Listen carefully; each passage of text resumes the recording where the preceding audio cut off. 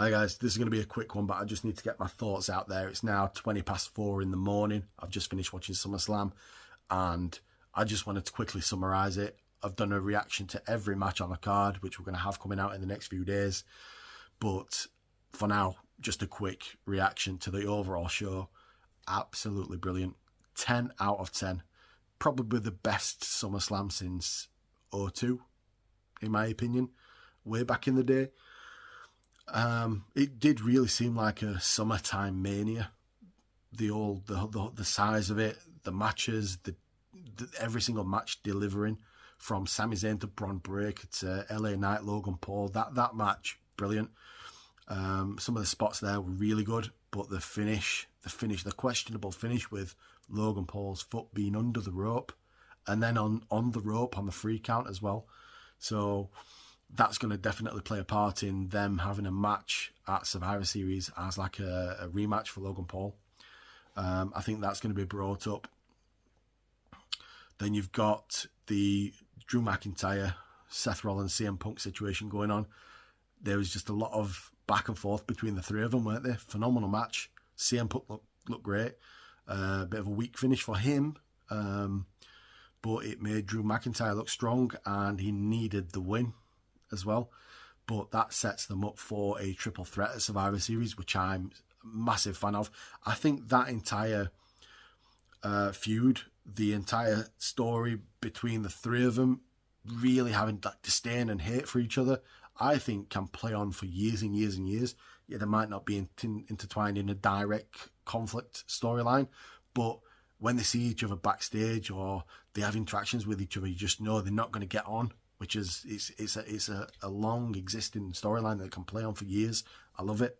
Absolutely love it.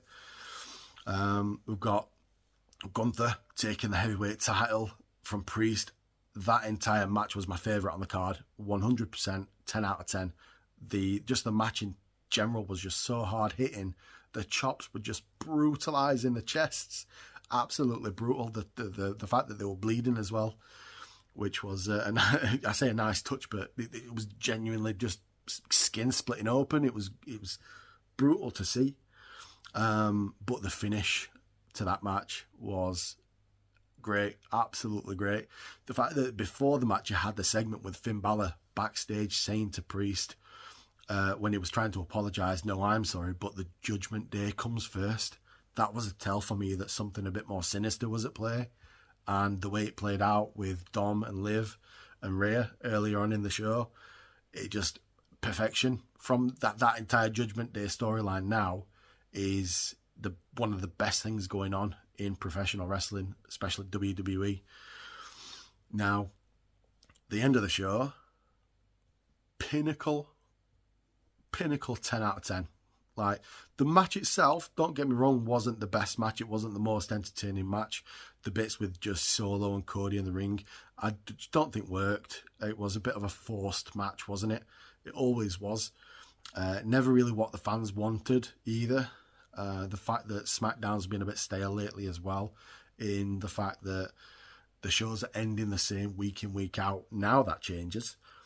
But yeah, the interferences by the Tongas and Jacob Fatu, then KO Randy Orton coming out for the save, them taking him away, you knew something was happening. And the fact we got him, we got the OG tribal chief, the head of the table, coming back. Personally, I thought it was going to be a reunion of the OG bloodline to end the show, but he didn't need it, did he? He just came out and absolutely laid out Solo Sikoa, dead centre of the ring. Just one-man job, cleared house. Love it. SmackDown's going to be interesting going forward, and we are 100% going to be getting, I think, Bloodline, Civil War, Survivor Series, War Games. Can't wait.